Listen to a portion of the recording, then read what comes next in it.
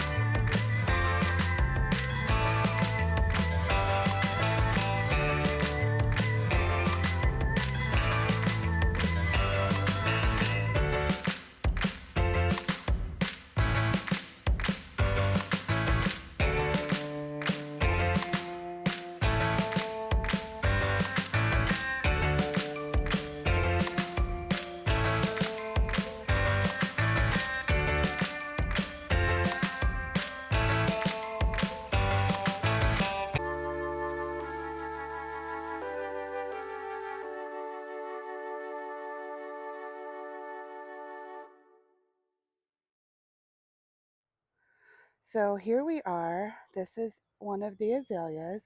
I did not have to do a whole lot of pruning on this one. He doesn't sit much higher than the window already, and that's kind of where I'm trying to keep them. So with this one though, he had a lot of dead branches over here. That's probably due to sunlight. But what I did is I cut back towards that main limb, especially you can really see here where I cut back towards the main limb, because what I'm trying to do you see this guy right here? And not break him. How he's kind of just branching off here, and then we've got some here as well that are just kind of branching off the main limb. That's what I'm trying to do. I'm trying to get the plant to start new little limbs from inside the plant. And you see he's done it over here. And excuse my weeds and my daffodils. And you see we've got some here where I had cut back previously. You see that cut right there? And now he's got some limbs coming off of there. So that is what I'm trying to do. So we'll see if I'm successful.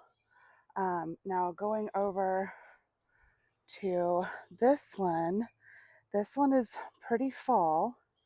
And then I've got one here in the front that I cut back about 2 years ago, and he has a lot of growth down here. So he's starting to fill in this front area. There used to be this monkey grass that I'm not a big fan of. I've cut some of it out, but where I didn't cut it out, you see I get a lot of the violets and the Johnny Jump Up weeds. Well, they're weeds to me. I know a lot of people really like them. Jill, you're welcome to them. But this is what I'm looking for, is all that new beautiful growth that I'm hoping will bud up this year. And then over here, this guy had kind of run a little rampant. He had some twisty branches, so I tried to, anywhere where they were rubbing up against each other, like in here and here, I cut that out. I'm hoping now he'll get some sun. I'm hoping that this branch here, it's got a lot of new growth on this end.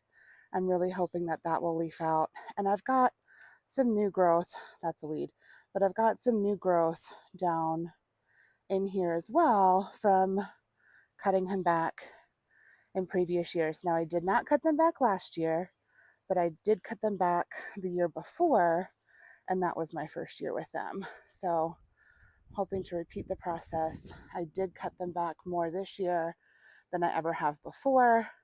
I know if you're looking at it, a lot of people would not consider this a hard prune, but it is for me, especially since I had to cut some pretty big gaps in this plant. He has a big weed down there, I'll get that. But I'm just really nervous that he's not going to do well. Done. So I'm really hoping, you see he's got some really curved limbs down there. So I'm really hoping if I don't break him further, that we'll get some new growth. And actually, okay, so this is kind of what I'm looking for. Let me get my shears. Now I don't know if I can actually do this while I'm on the camera. But what I'm doing is I'm going in and I'm making a cut right about here, because I don't want these branches to cross over and rub against each other, because that will leave them, it can create a sore in the branch, and it can really, see this branch is not blooming and didn't have any growth on it, but this one is doing really well. And so I don't want to make this branch sick by not cutting, by leaving this one here and allowing this one to rub up against it. And then I also wanted to show you right here, oh goodness, see this is where I made a cut 2 years ago, and now we have all these beautiful blooms that we got to enjoy this year. So I'm going to make this cut, and then I'll kind of show you what it looked like. There we go. And I'll come back and clean up that edge a bit.